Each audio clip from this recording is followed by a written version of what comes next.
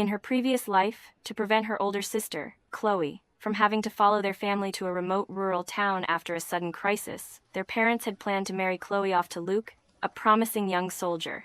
However, on the exact day Luke came to their house to propose, Mia accidentally fell into the river. In front of a crowd of people, he carried her to the shore. Forced to take responsibility, he married Mia, while her sister still had to leave the city. After the wedding, Luke was as cold as ice to her. Mia silently took on all the household chores, scrimping and saving his salary and allowances to send back home to help her family in the countryside. Gradually, their marriage began to warm up. That was until he died in the line of duty during a mission, leaving a final message through his men. Mia, if there is a next life, please let me and your sister be together. Opening her eyes once more, Mia found herself back at the exact moment she had fallen into the water.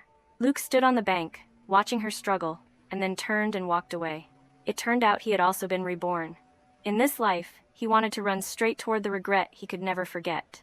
When Mia, completely drenched, pushed the door open and entered the house, the living room was bustling with excitement.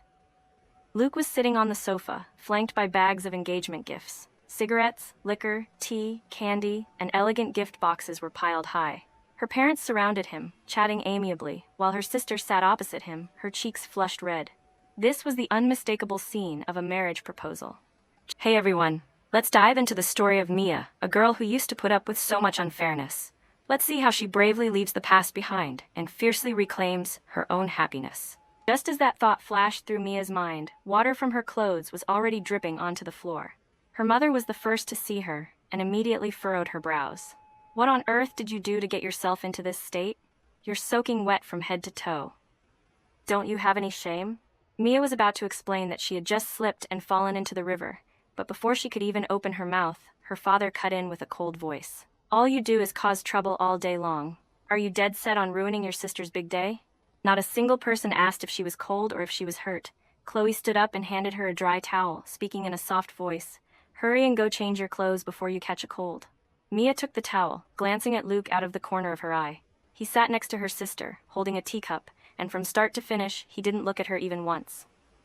She lowered her head, gripped the towel tightly, and walked into her bedroom. Separated by a single door, the sound of laughter and conversation from outside still echoed in.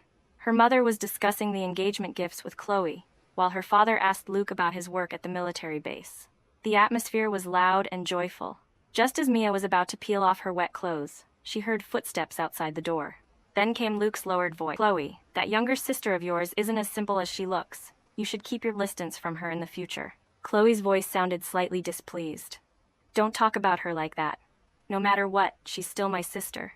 Pausing for a moment, she added, Oh, right. Are there any good men in your unit? You should introduce someone to Mia.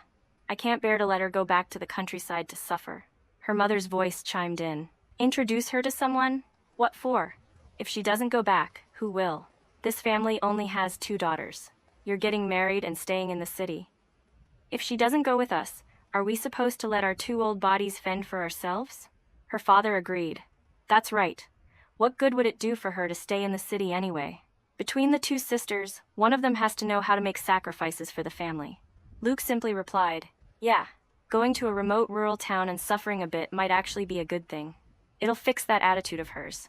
Mia's hands froze on the buttons of her shirt, her fingernails digging deep into her palms as memories of her past life suddenly came rushing back.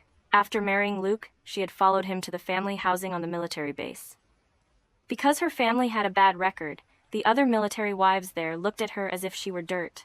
She was mocked to her face and gossiped about behind her back. Luke had never once stood up to say a word in her defense. The look in his eyes whenever he looked at her was always icy cold. In that house, she was nothing more than a decoration, an obligation he was forced to accept. Later on, he was severely injured during a mission, teetering on the thin line between life and death. The doctors said he might never wake up.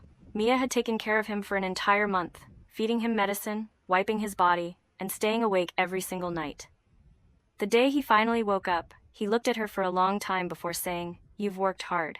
From then on, he changed. He started speaking up for her in the family housing area. If anyone bullied her, he would stand protectively in front of her. Their relationship gradually warmed up, like a frozen winter river slowly thawing piece by piece. Mia had thought that her life was finally getting better. When she got pregnant, she was so happy, believing they were finally going to have a real family. That was until terrible news arrived from their hometown. Chloe had experienced a difficult labor, and neither mother nor child had survived. Luke acted as if he had gone mad. With bloodshot eyes, he lunged at Mia to interrogate her. Those red eyes looked as if he truly wanted to kill someone. He repeated over and over, "You stole her life." Mia tried to explain, but he shoved her hard. She fell to the floor, her stomach hitting the edge of a table. She lost the baby. He stood frozen in place, finally snapping back to his senses, but it was already too late. From then on, they were like two strangers living under the same roof. He no longer spoke coldly to her, but he also refused to even look at her. That was until he died in the line of duty, and his squadmates brought back just a single sentence. "Mia, if there is a next life, please let me and your sister be together." Mia clutched her wet shirt tightly, tears falling onto the back of her hand. Fine. In this life, she would step aside and let the two of them be together. "Mia, are you done changing? Mom and Dad said we're going out to eat." Chloe's voice rang out from outside the door, sounding extremely happy. Mia wiped her face dry, changed into a clean set of clothes, and opened the door to step out. Luke was standing next to Chloe, his head bowed as he adjusted her collar. His movements were so incredibly gentle, it was as if he had turned into a completely different person. Seeing Mia come out, he merely cast a faint glance her way before looking away. Her mother locked the door, and the whole family headed to a nearby restaurant. Along the way, Chloe linked arms with Luke and walked in front. Her parents followed behind, discussing how the wedding should be organized. Mia walked at the very back, feeling like a useless spare part. The restaurant was crowded, and they had a hard time finding a round table. Her father grabbed the menu and immediately ordered, "Give us a portion of braised pork trotter with soybeans, and add a plate of spicy soybean salad." Her mother sat next to him and instructed, "Add a little extra chili. Chloe loves spicy food." Before Mia even picked up her chopsticks, her stomach started to churn. She was allergic to soybeans. When she was little, she had accidentally eaten some once and ended up vomiting, having diarrhea, and running a fever of 104 degrees. She had almost died. Her entire family knew about this, but when her father ordered the food, he didn't remember at all. Her mother didn't remember either. They only remembered that Chloe liked spicy food. Even her sister had forgotten, too busy laughing and chatting with Luke. The dishes were brought out. The braised pork trotter with soybeans was steaming hot, and the soybean salad, coated in bright red chili oil, looked delicious. Chloe picked up some soybeans with her chopsticks and smiled at Luke, saying, "Try some. The soybeans at this restaurant are really good." Mia picked up the glass of water in front of her, intending to take a sip to soothe herself, but the smell of soybeans wafted over, and her stomach cramped violently. "She can't eat soybeans," a voice suddenly rang out. Everyone froze. It was Luke. He frowned at the plate of soybean salad in front of Mia, then turned to her father. "She hasn't been able to eat soybeans since she was little. If she eats them, she'll throw up. Did you two not know that?" The atmosphere suddenly fell dead silent. Her father's face stiffened, and her mother's expression turned ugly, as if they were just now remembering this fact. Her mother forced a smile. We know, we just forgot when we ordered. Besides, it's not like we're forcing her to eat it. Why act so delicate?" Luke didn't reply. He called a waiter over and ordered 2 additional dishes without soybeans. Chloe smiled at him. "You're always so thoughtful. Even I forgot." The corners of Luke's mouth curled up slightly. "The 3 of us grew up together. I still remember some habits." After speaking, he picked up his chopsticks and began picking the bones out of the fish for Chloe. Every tiny bone was meticulously removed by him. Mia's parents looked at each other, clear satisfaction written on their faces. Mia sat opposite them, her head bowed as she ate plain white rice. The soybean incident reminded her of her previous life. Once, Luke had taken her to his unit's cafeteria. She had accidentally eaten soybeans and threw up right on the spot. After that, she vomited until her stomach cramped, was rushed to the infirmary, and almost needed surgery. Luke had been so terrified that his face turned deathly pale. That was the first time she had ever seen him cry. He had held her hand, saying he remembered now, and that in this life, he would never forget again. He really did remember. But so what? Mia picked up a bite of white rice and chewed slowly. Another memory suddenly popped into her mind. When they were young, they all lived in the same apartment complex. One winter, Luke was playing and fell into an ice hole by the river. Mia was the first one to run over. She pulled him out of the freezing water, took off her own coat, and wrapped it around him. He was so cold he was delirious, but he still mumbled, "When I grow up, I'll marry you and protect you for the rest of my life." At the time, he had a very high fever. Mia didn't know if he remembered what he had said. After waking up and his fever broke, he was back to running and jumping around, as healthy as before. The way he looked at her was the same as always. But the way he looked at her sister was completely different. Closer, more intimate. It was as if he had completely forgotten her. He forgot what he had said, but Mia remembered. The one who took it seriously, from beginning to end, was only her.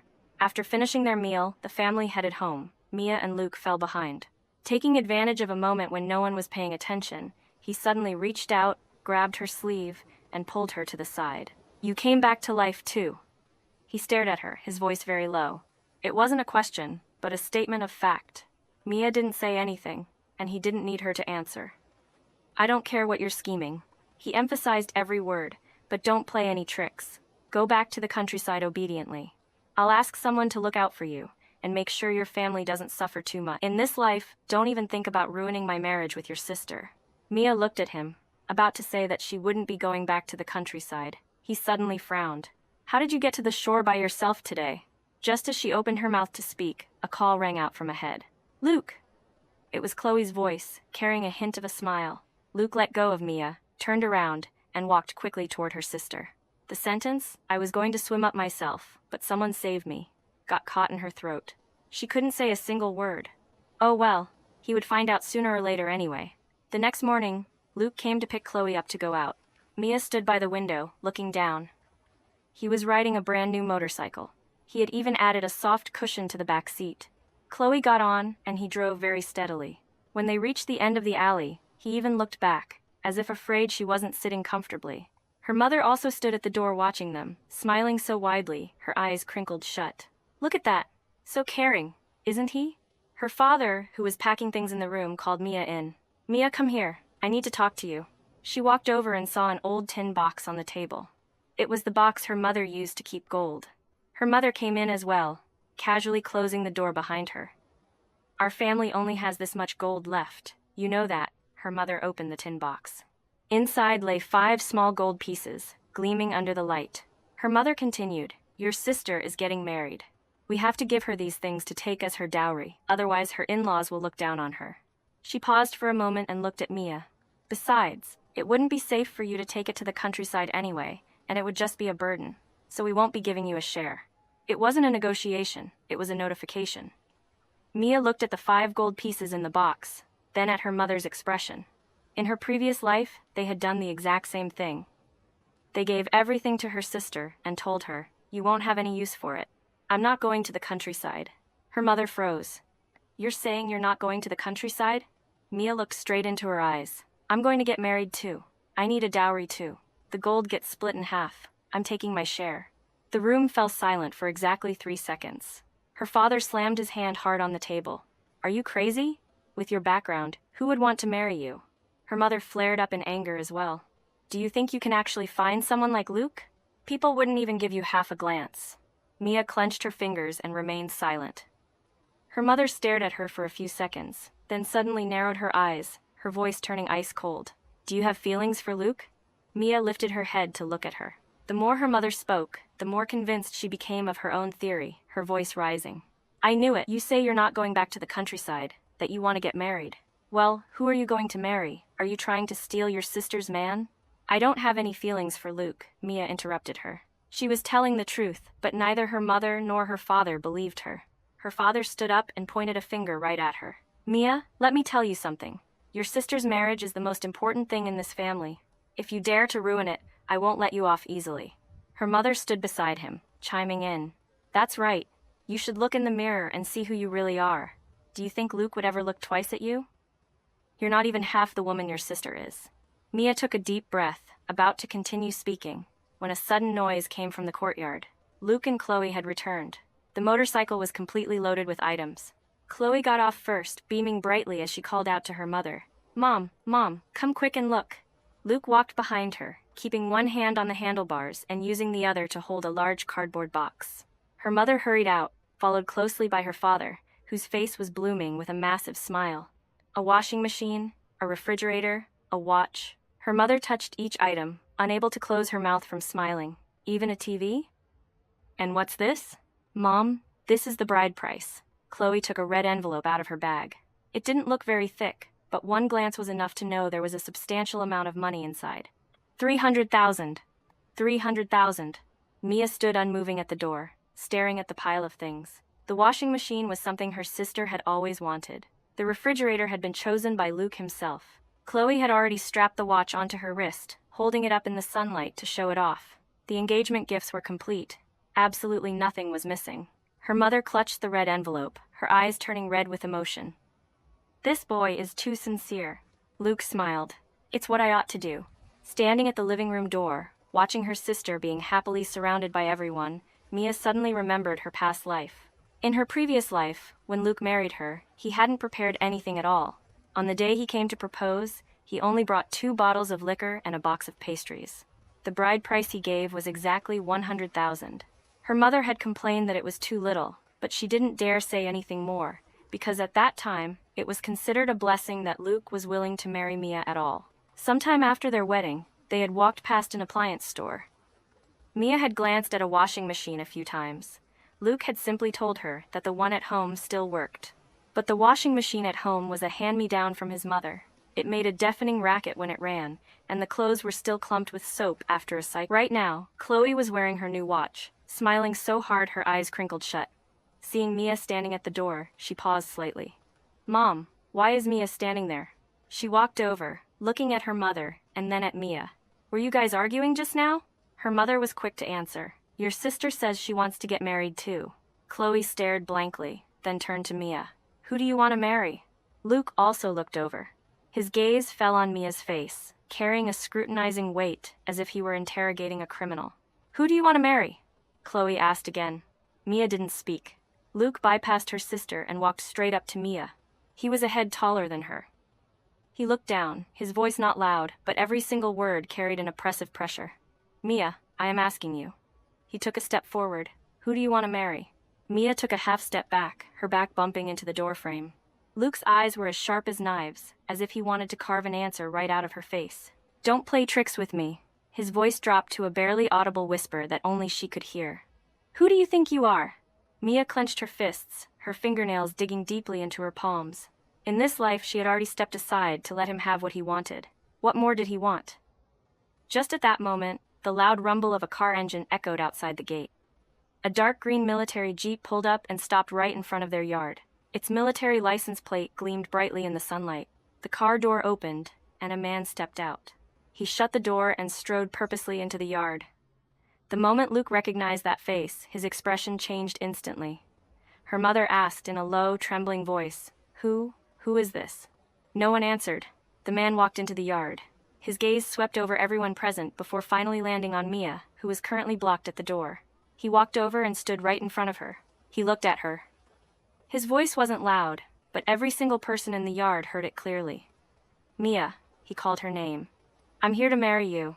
As soon as those words fell, it was as if someone had pressed the pause button on the entire yard. Her mother's mouth hung open, her eyes wide as saucers, the red envelope in her hand nearly slipping to the ground. Her father stood completely frozen at the living room door, the smile on his face stiffening before he could even retract it. Chloe stood next to the motorcycle, looking at Ethan and then at Mia, her expression utterly bewildered. Luke's expression was the ugliest of all. He stared intensely at Ethan, his jaw clenched tight. The shock in his eyes gradually morphed into a dark gloom, which he finally suppressed into a cold laugh. "Ethan," he gritted out his name.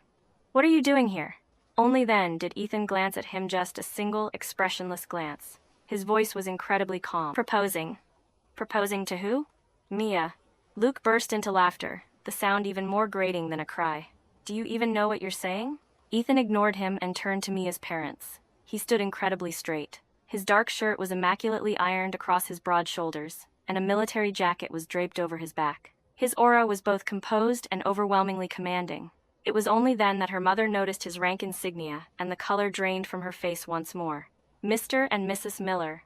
He spoke at an even, unhurried pace, as if giving a formal report. "I am Ethan. I serve at the military base. Yesterday, when Mia fell into the river, I was the one who saved her. Today, I am here to formally ask for her hand in marriage." Her mother's mouth opened and closed for a long time before she finally managed to squeeze out a question. "What unit did you say you were from?" Ethan stated the name of his unit.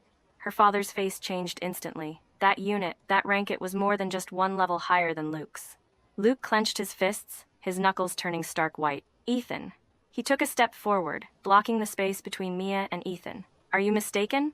If you're going to propose, you should at least look closely at who it is. She is Chloe's younger sister. I know, Ethan cut him off. The person I like is Mia, not her sister. The yard fell dead silent once again. Chloe stood to the side, her expression an unreadable mix of grievance and embarrassment. She bit her lip and shrank back slightly behind Luke. Luke didn't even look at Chloe. He merely stared at Ethan, as if trying to find a crack in his composure. Since when do you know her? He demanded. I don't need to explain that to you. She is mine. She is nothing to you. Ethan's tone finally shifted, growing colder and harder. The person you want to marry is her sister. Who she chooses to marry is none of your business. Luke choked on his words. Herma Connor hastily stepped in to smooth things over. Ah, Captain Ethan, why don't you come inside and take a seat? Let's not stand out in the yard. Ethan didn't move. He kept his eyes on Mia. Mia? He called her name, his voice suddenly softening. You heard what I just said. You don't have to give me an answer right now, but I want you to know that I am serious. Mia looked into his eyes. They were very dark and very deep, like a tranquil lake, showing not the slightest ripple of turbulence. But she knew this man was telling the truth. It was completely different from the empty lies of her previous life, different from Luke's icy glares, different from everyone else. I know, Mia replied. Then, she turned to her mother. Mom, bring out the tin box. Her mother was stunned. What? The gold? I said. Split the 5 pieces in half for me. Her mother's face immediately darkened. Are you crazy? That is for your sister. She has her bride price. She has the washing machine, the refrigerator, and 300,000, Mia enunciated clearly, word by word. All I have is those 2.5 pieces of gold. If you don't give it to me right now, I'm leaving. And from this day forward, whether anyone in this family lives or dies will have absolutely nothing to do with me. When Mia said those words, her voice didn't tremble. She knew that in this life, she wouldn't be going back to the countryside. The issue with her records would be resolved, the policies would change, and she could survive by relying on herself. But she absolutely had to take those 2.5 pieces of gold. Not because she desperately needed the money, but because she refused to continue being the Mia who endured everything, who never fought for anything, and who ultimately ended up with nothing of her own. Her mother was about to say something when Ethan spoke up first. Mrs. Miller, he said in a polite tone that brooked no refusal. I have brought the bride price. He turned his head and called toward the jeep. Joe, bring the things inside. The driver unloaded a large cardboard box from the back seat, carrying an additional canvas bag. Finally, he grabbed a heavy, army green duffel bag from the passenger seat and placed it on the living room floor. Ethan unzipped the bag. Inside were neatly stacked bundles of cash. There was also a stack of shopping cards, gas coupons, grocery store vouchers, various documents, and a savings book. Her mother stared straight ahead, her eyes glued to the items. A bride price of 500,000, Ethan stated. There is another 200,000 in the savings account, which is the money I've saved over the past few years. The various cards and vouchers are all here, enough to last for a while. He paused for a moment before continuing. From now on, my monthly salary will be handed over to Mia to manage. Her father swallowed hard. Her mother had already started counting the cash. Chloe stood to the side, looking at Ethan and then at Luke. Her lips parted slightly, but she didn't say anything. Luke's face was as black as the bottom of a pot. Ethan, he gritted out, you son of a bitch. Luke. Ethan turned his head to look at him. His voice wasn't loud, but every word carried a heavy weight. I won't stop you from marrying whoever you want to marry, and you shouldn't stop me from marrying whoever I want to marry. Your 300,000 bride price isn't small, and my 500,000 isn't a lot. Whoever has the capability, let them do it. The yard fell completely silent once again. Luke clenched his fists, his chest heaving a few times before he finally turned to look at Chloe. She was taken aback by the intense look in his eyes. Let's go, he ordered. Go where? Home, I said. Let's go. He grabbed Chloe's hand and strode out. Dragged along, she stumbled, looking back at Mia one last time. In her eyes, there was a sense of grievance, reluctance, and something else Mia couldn't quite understand. Mia didn't say a word. As Luke reached the gate, he suddenly stopped and turned to look at her. That look contained hatred, anger, and unwillingness, along with something vague and unnameable. Mia, he said, his voice carrying clearly across the yard despite not being loud, you will regret this. Mia simply looked at him in silence. Ethan, standing beside her. also remained quiet. Luke turned and left, the roar of the motorcycle engine echoing outside the gate. Ethan was still standing in the living room, the mountain of engagement gifts piled in front of him, waiting for her answer. Her mother finished counting the money and looked up, her face blooming with a massive smile. "Ah, Captain Ethan, please sit, please sit." "Mia, you silly girl, what are you standing there for? Pour him some tea." Mia didn't move. She kept her eyes on Ethan.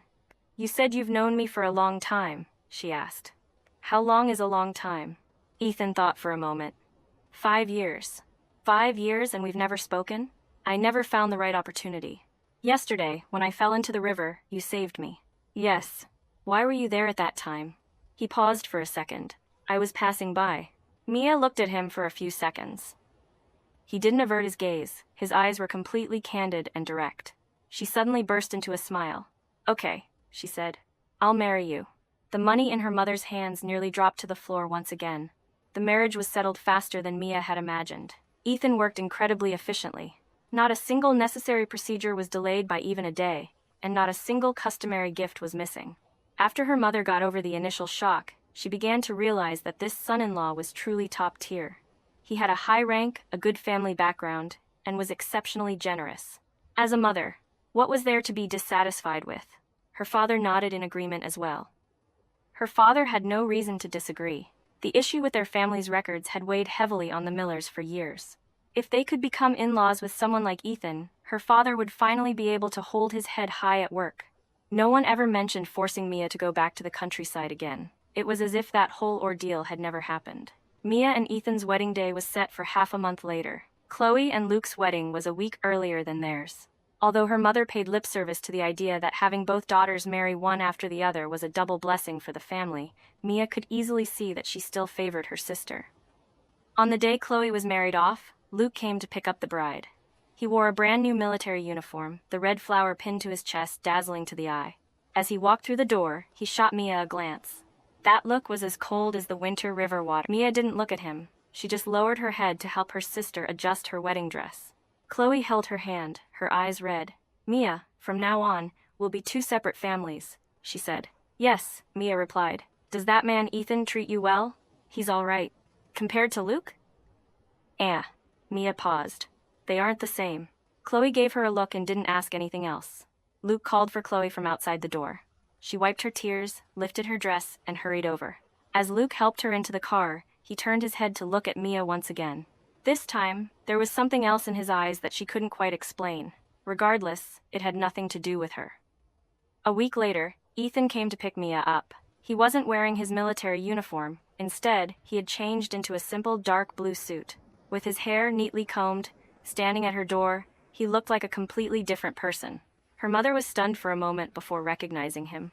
"Oh, Captain Ethan looks so handsome today."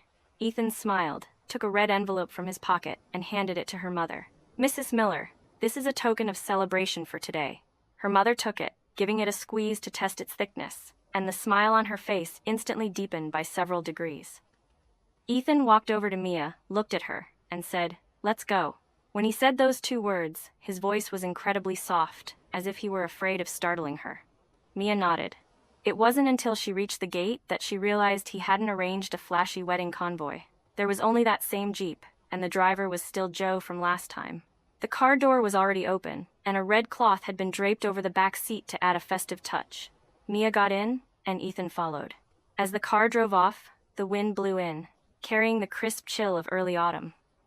Ethan suddenly asked, "Are you nervous?" "No." "Really?" "I'm lying." He chuckled softly, took something out of his pocket, and handed it to her. It was a watch. It wasn't a new watch. The strap was a bit worn, and the glass face had a thin scratch, but it had been wiped incredibly clean. "This was left behind by my father," he said.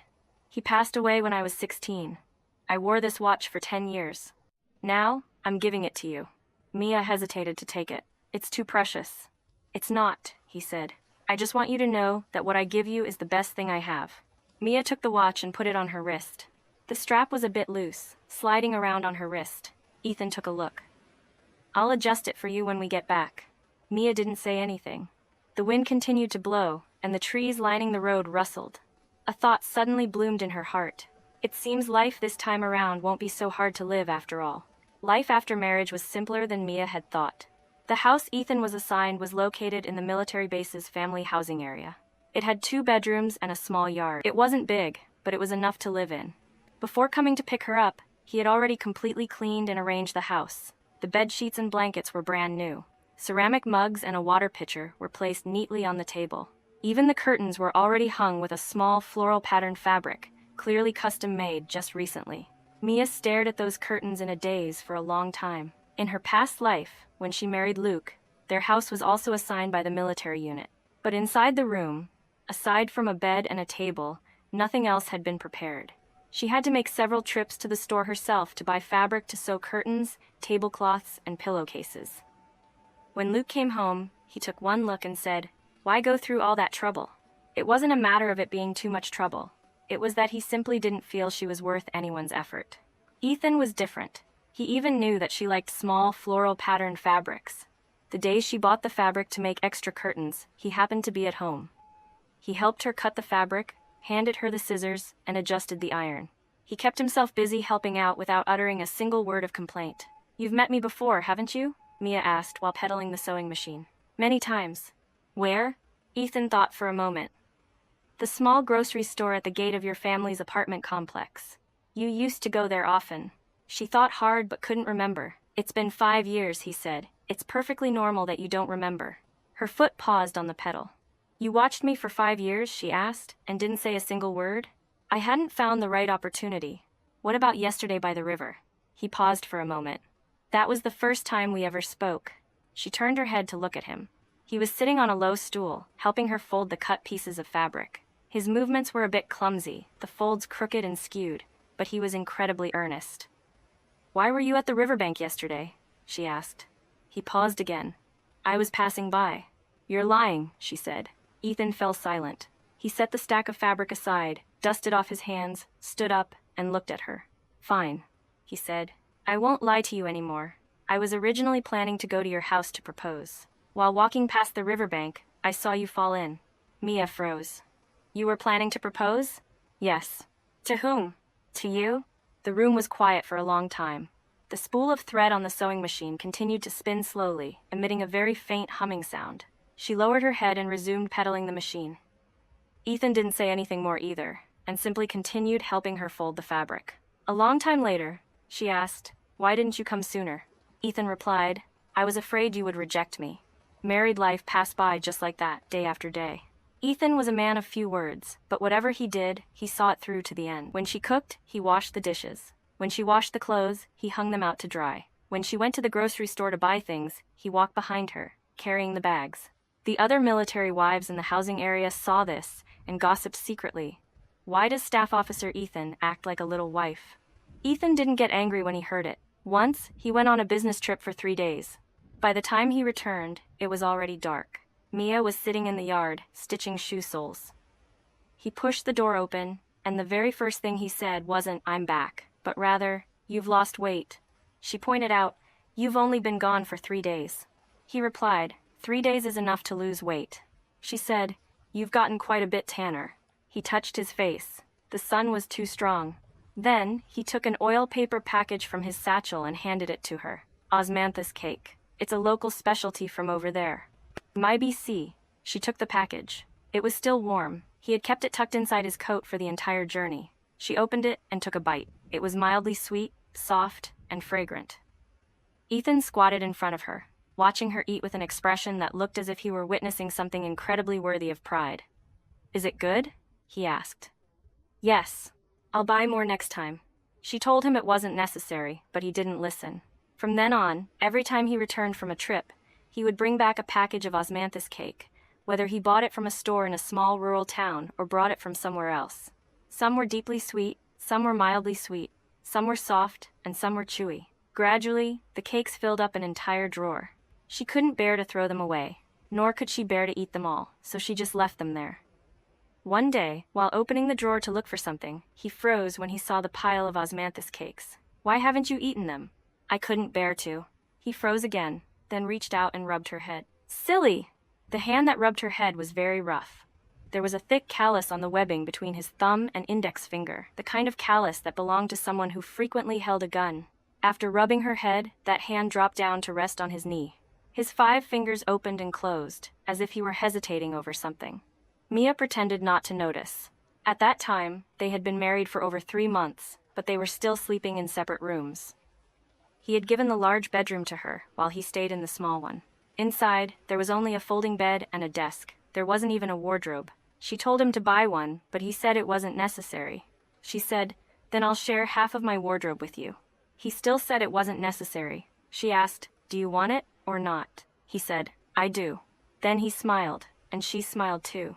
That was the first time she had ever seen him smile. He didn't look like a serious military officer. He looked like a fool. The days passed slowly, like an autumn river, flowing quietly forward. Mia thought everything would always be like this. That was, until one day, she ran into Luke at the gate of the family housing area. He was standing under the sycamore tree opposite the gate, wearing casual clothes and no hat, his hair slightly tousled by the wind. Seeing her come out, he took a step forward and then stopped. "Mia." She stood still, neither advancing nor retreating. "What is it?" He opened his mouth as if he wanted to say something, but in the end, he only asked one question. "Have you been doing well?" "I'm doing well," she said. "Does he treat you well?" "He does." Luke fell silent for a moment. He shoved his hands into his pockets, then pulled them out again, repeating the motion several times. "That's good then," he said. Mia didn't reply. He stood there for a while longer before turning to leave. After taking a few steps, he looked back. "Mia, is there something else?" she asked.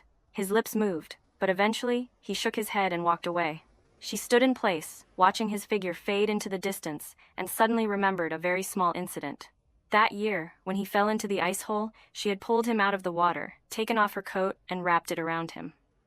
Delirious with fever, he had muttered a single phrase, "I'll marry you." She had always thought he would remember. He didn't. But it was fine that he didn't remember. In this life, she didn't need to wait anymore. The second time Luke came, he brought a bag of apples. He placed the bag of apples at the gate and knocked on the door. Before Mia could even come out, he was already gone.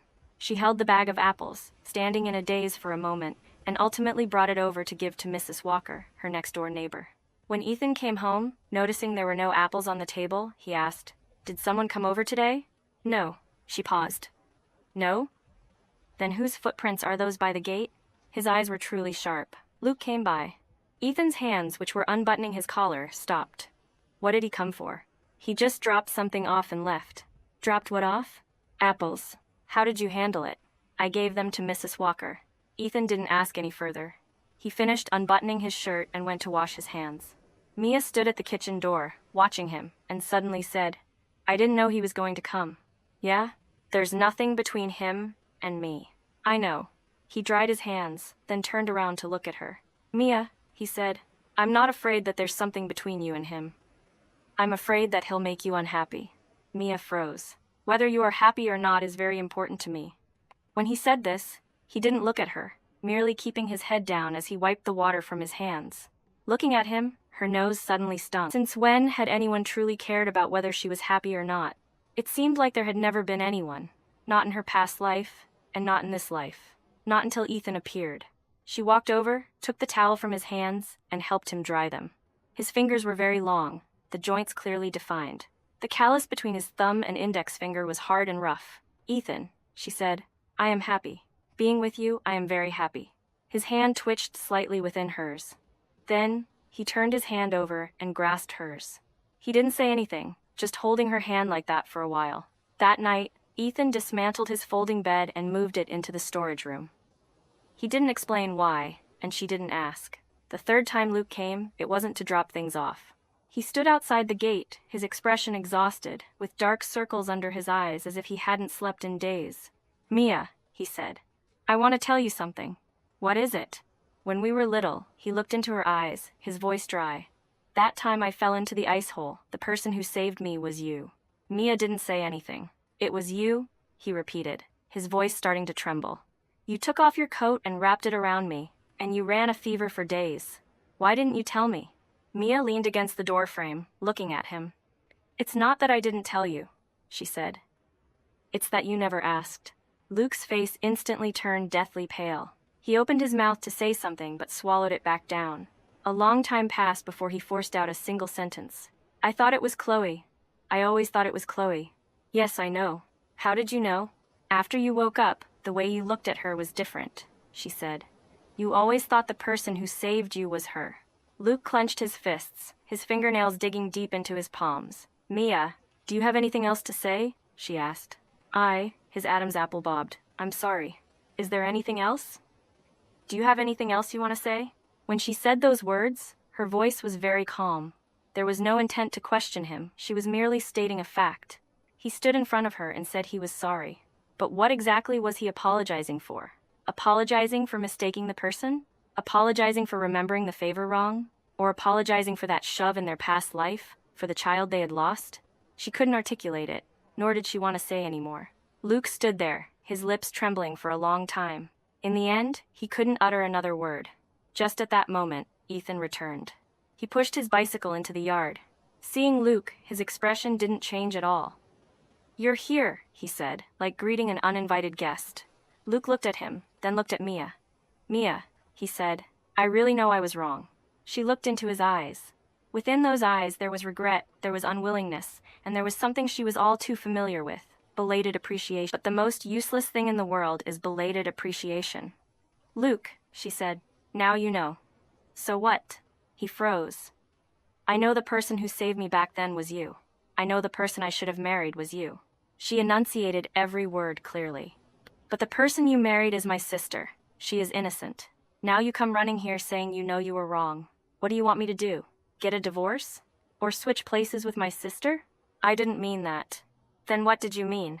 Luke was speechless. Ethan walked up beside her. After parking his bike, he turned to look at him. Luke, he said, you should go. Luke looked at the two of them standing side by side. His complexion grayed little by little. Finally, he turned and walked away. That night, Ethan was uncharacteristically silent, barely saying a word. Mia lay beside him, sensing that he was still awake. What are you thinking about? She asked. Nothing. Liar. After a moment of silence, he said, I'm thinking about when exactly he found out about that. The ice hole incident? Yeah. Probably recently, she said. Otherwise, he wouldn't have come. Ethan turned to face her. In the darkness, she couldn't clearly see his expression. Mia, he said, what if? I'm just saying what if. He's known for a long time. She didn't quite understand. What if he already knew you were the one who saved him, but still chose Chloe? Ethan said. What if he also came back to life like you, remembered the past life, but still? He didn't continue. Her heart suddenly sank. She knew Luke had been reborn, but she had never considered this question. When he was reborn, did he know that the person who saved him as a child was her? If he knew, then at the restaurant when he said the three of them grew up together and still remembered some habits, when he warned her not to play tricks in the courtyard, when he married her sister, he knew all along. From beginning to end, he knew everything. It wasn't that he remembered wrong, he had intentionally chosen her sister, because he felt her sister was even better than he imagined, worth discarding his lifesaver's grace to marry. She remembered her past life. In that previous life, he had married her, but treated her like a replacement, giving her the cold shoulder for half her life. After they lost the baby, they were like strangers living under the same roof. When he died, he left a message through his comrades asking her to let him and her sister be together. So that was how it was. From the very beginning to the very end, he knew exactly what he wanted. She was merely an obstacle in his way. She clutched her blanket tightly. Mia, Ethan's voice rang out in the dark. I'm fine, she said. Let's go to sleep. She didn't cry. That man wasn't worth her shedding another single teardrop over. From then on, Luke no longer appeared at her gate. However, his presence still occasionally showed up in other places. For example, when she went to the grocery store, the clerk would say that Staff Officer Luke had just come by to buy something. For example, when she went to the market, the woman selling tofu would say that a soldier had already paid for her. Mia knew it was him. She returned all of that money, not missing a single cent. How Luke and her sister's life was going, she didn't ask, nor did she want to know. But just because she didn't want to know, didn't mean others wouldn't talk. Mrs. Walker's daughter, who worked in the neighborhood committee, always got news very quickly. One day, she came over to hang out. Nibbling on sunflower seeds, she said to Mia, your sister has lost a lot of weight lately. I saw her on the street the other day, and she had dark circles under her eyes. Mia didn't reply. I heard the two of them argue a lot, Mrs. Walker's daughter lowered her voice. Staff Officer Luke has a hot temper, and your sister isn't exactly meek either. It's like two tough nuts clashing. Last month they even had a huge fight and smashed things. All the neighbors heard it. Mia kept her head down, stitching the shoe sole, pushing the needle through with forceful thrusts. Tell me about it, the woman continued. At first, your sister looked so glamorous, marrying an officer with such a full bride price. She sighed. Yet, it hasn't even been that long, and already— Miss Walker, Mia interrupted her. Please don't spit the sunflower seed shells on the floor. It's a hassle to sweep them up. The woman awkwardly shut her mouth. It wasn't that Mia didn't care about her sister, but rather that she understood Luke all too well. In their past life, he had been cold to her for half her life. In this life, how well could he possibly treat her sister? It wasn't that he didn't know how to treat someone well, but fundamentally, he didn't understand what being good to someone actually meant. He only knew what he wanted. As for what others wanted, he didn't care. It sounded harsh, but it was the truth. Sometime later, her mother suddenly came over. She brought a bag of eggs and a bag of brown sugar. As soon as she walked through the door, she looked around everywhere as if conducting an inspection. Mom, what are you looking for? Mia asked, standing at the kitchen door. Nothing. Just seeing if you guys are missing anything, she replied. She placed the eggs on the table, sat down, and rubbed her hands together. Mia, your sister recently. Mom, Mia cut her off. If it's about my sister, go talk to her. Her mother was stunned. You brat, what kind of way is that to talk? How can you say that? She's your own flesh and blood sister. I know, Mia looked her mother in the eyes. But her affairs have nothing to do with me. Coming to me is useless. Her mother's face instantly darkened. Mia, do you think just because you married a good husband, you don't have to acknowledge your family anymore? No, I acknowledge my family, Mia said, but I won't pay debts on behalf of others. What debts? The debt of your and Dad's favoritism. Her mother was left speechless. Mia continued. From the time we were little, all the good things belonged to her. Whatever was left over finally came to me. The gold had to be given entirely to her. When it came to going back to the countryside, I was forced to go. For her bride price, she could have as much as she wanted. But when it was my turn, it was, with your background, who would want to marry you? I've accepted all of these things, but from now on, don't force me to do anything on her behalf ever again. The man she married was her choice. Whether her days are good or bad is her own business. Her mother opened and closed her mouth for a long time before she managed to squeeze out a single sentence. You heartless wretch. Mom. Ethan's voice rang out from the doorway. Mia and her mother turned their heads at the same time. They had no idea when Ethan had returned. He stood at the door, his jacket not yet taken off. Mia once told me that it's inconvenient for you and Dad to live in the countryside, he said. I asked around for you. There's a small, 2-bedroom house in the city that's big enough to live in. You can move in next month. Her mother was stunned. When the time comes, you and Dad can move up here, Ethan said.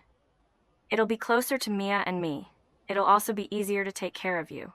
The expression on her mother's face shifted rapidly, from anger to awkwardness, from awkwardness to joy, before finally settling into a complicated, indescribable look. This is too much trouble. It's what I ought to do, Ethan said. You're Mia's mother, which means you're my mother too. When he said those words, his voice was very calm, as if he were merely stating a fact, but her mother's eyes turned red. When it was time to leave, she held Ethan's hands, repeatedly calling him a good son. She didn't hold Mia's hand. Ethan saw her mother out, then returned and sat beside Mia. Are you unhappy? He asked. No. I know you're unhappy, he said. But no matter what, your mother is still your mother. Letting her live a better life will give you more peace of mind. Says. Mia didn't say anything. I'm not forgiving them on your behalf, he added. I just don't want your conscience to be tormented. Mia turned her head to look at Ethan. He was a man of few words, but every sentence he spoke touched her heart exactly. As the days passed, Ethan helped her resolve the issue with her records. The heavy burden that had hung over the Miller family for years was finally lifted. Her father could stand taller at work. Her mother moved into the small house Ethan had found for them, and whenever she met anyone, she would constantly praise her second son-in-law for being so capable. Meanwhile, Chloe's life was becoming increasingly chaotic. Mrs. Walker's daughter mentioned that Luke had been running back to the countryside frequently lately, though she didn't know what he was doing. Some said he was looking for someone. Others said he was investigating old matters. There were all sorts of rumors. Mia knew perfectly well what he was doing. He was investigating what had happened when they were kids. He wanted to clarify whether the person who saved him that year was actually her, and what other things he had remembered wrong. But so what if he found out? Eventually, something happened on Chloe's end as well. That day, Mia was working the sewing machine at her shop. Ethan had rented a small storefront on the street for her to open a ready-to-wear tailor shop, and business was quite good. Chloe suddenly pushed the door open and walked in. She had lost a lot of weight, and there was no color left in her face. A few wrinkles had appeared at the corners of her eyes, and her hair was a mess. "Mia," she called out. Mia put down the work in her hands. "Chloe." Chloe sat down on a chair by the door, keeping her head lowered in silence for a long time. "Luke and I can't keep living together," she finally said. Mia didn't say anything. "He leaves early and comes home late every day. When he comes home, he doesn't talk to me." Her voice choked up, sounding as if it were echoing from a faraway place. "Whenever I ask him anything, he just says it's fine. But the way he looks at me has changed." Mia handed her a glass of water. She took it and held it in her hands, but didn't drink. "Before, when he looked at me, his eyes were full of affection," Chloe continued. "Now, he looks at me like I'm just a passerby on the street." She lifted her head, her eyes bloodshot. "Mia, is it because of you?" "What? Because of you? Is it because of you?" "No," Mia cut her off. "Chloe, this has nothing to do with me. From beginning to end, the person he chose was you. But the way he looks at you, that's his problem," Mia said. "It has nothing to do with me." Chloe looked at her for a long time before her tears finally fell. She didn't cry in front of Mia for too long. After wiping her tears, she left. After that, she didn't come looking for Mia anymore. Sometime later, Mia heard that Chloe had asked Luke for a divorce. Luke hadn't hesitated for long before agreeing. On the day of their divorce, Chloe walked out of the courthouse and kept walking straight without looking back. Luke stood at the door, watching her retreating figure. His expression was unreadable. It was unclear if it was relief or something else. Then, he turned his head and looked for a long time in the direction of Mia's shop. Mia pulled her shop's rolling door down. After the divorce, Chloe used her share of the money to open a small grocery store in the southern part of the city. She had changed. She no longer wore brightly colored dresses or heavy makeup. Her hair was cut short and tied neatly at the nape of her neck, and she worked quickly and decisively. Mia went to visit her once. Chloe was organizing inventory in the store. Seeing Mia walk in, she paused for a moment before smiling. "You're here," she said. "Come in and take a seat." Mia sat down on the chair behind the counter. Chloe poured her a glass of water. "How's business?" Mia asked. "It's all right," she said. "Enough to eat and dress decently. As long as it's enough." "Yeah." After a moment of silence, Chloe spoke up again. "Mia, am I really stupid?" Mia didn't answer. "Back then, when you fell into the water and came home, he badmouthed you to me, and I didn't even believe it." She smiled bitterly. "I even thought about introducing you to someone suitable, saving you from having to go back to the countryside and suffer. And the result? I jumped into that fire pit myself, and in the end, I had to crawl out of it myself." "Chloe," Mia began. "I don't blame you," Chloe interrupted her. "I blame myself. I was too self-centered, and I thought too highly of him." After saying that, she lowered her head and wiped the counter. Mia looked at Chloe, and suddenly felt that she wasn't so detestable after all. She had simply been favored for too long, and had forgotten that the world didn't revolve around her. Mia left her 5 million and 2 dresses she had sewn herself, then departed. Chloe's grocery store did quite well later on. She was smart and sweet-talking, gradually gaining many regular customers. Later, she expanded to another storefront, selling daily necessities as well. Her life wasn't incredibly wealthy, but it was respectable. Eventually, she remarried an honest worker. He was divorced and had a daughter, but he treated her very well. On the day of Chloe's remarriage, Mia had someone deliver a custom-made wedding dress she had sewn herself. It was made of deep red silk, embroidered with gold thread, more beautiful and elegant than any other dress. Afterward, Chloe had someone pass a message back to her. "I received the dress. It's very beautiful. Thank you, Mia." Time flew by. In the blink of an eye, a few years had passed. The private economy boomed. People who opened their own shops were no longer looked down upon. Instead, they became the first to get wealthy. Mia's tailor shop grew bigger and bigger over those years. From 1 sewing machine at the start, it grew to 3. From working alone, she took on 3 apprentices.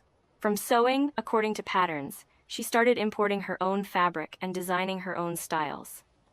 Ethan helped her apply for a business license and ran to the bank multiple times to secure a loan to rent a small factory in the eastern part of the city. They hung up a sign, "Mia's Garment Factory." On opening day, Ethan took half a day off to help her move equipment, hang the sign, and greet guests. His shirt was covered in dust, the collar wet with a ring of sweat, but he smiled more than ever. "What are you so happy about?" Mia asked. "If you're happy, I'm happy," he said. This man was still the same. He didn't say much, but every single word softened the heart. The factory's business was even better than Mia had imagined.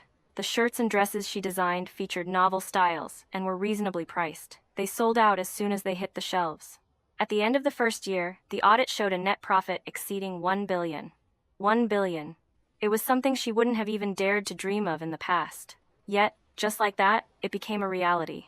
Ethan handed her the savings book. "Your money, you manage it." She didn't stand on ceremony, taking it and locking it in the cabinet. Just as life was getting better and better, Luke appeared again. He was much thinner and older than the last time they met, only in his early 30s, yet his temples were already dusted with gray hair. He stood at the factory gate wearing a slightly worn set of casual clothes, holding a plastic bag in his hand. "Mia," he called out to her. She stood inside the gate, not stepping out. "What are you here for?" "To see you," he said. "I heard you opened a factory, and business is doing very well." "Yeah, very well." Silence fell. He placed the plastic bag on the ground. "I brought you some osmanthus cake. I heard you like it." Mia didn't accept it. "Luke," she said, "what exactly do you want?" He was silent for a long time, his voice a bit hoarse. "I don't want anything. I just wanted to look at you for a bit." "You've looked. Now you can leave." "Mia, the message I had someone pass to you, you still remember?" "I remember," she said. "I stepped aside for you and my sister. I already gave you what you wanted. She is divorced now, and you are free too. What more do you want?" You want me?" she finished for him, "right?" He didn't deny it. "It's too late," Mia said. "Luke, it's too late." She turned and walked back into the factory, leaving the bag of osmanthus cake sitting right outside the gate. Later, when Ethan found out about this, he didn't say anything either. Except that during dinner, he picked up an extra piece of food and placed it into her bowl. "Rest assured," she said, "I'm not going anywhere." "I know," he replied. "Then what are you worried about?" "I'm not worried." He set down his chopsticks and looked deeply into her eyes. "I was just thinking about what kind of good karma I must have accumulated in my past life to be able to marry you in this one." Mia smiled. "Then take your time thinking about it. You can think about it for the rest of your life. Thank you for listening to the story." What a perfect ending! Looking at Mia, I realized that the best comeback is simply letting go and living your best life. Never lower your worth for anyone. Just love yourself first, and someone who truly values you through their actions, like Ethan, will naturally show up. Don't forget to hit that like button, subscribe to support the channel.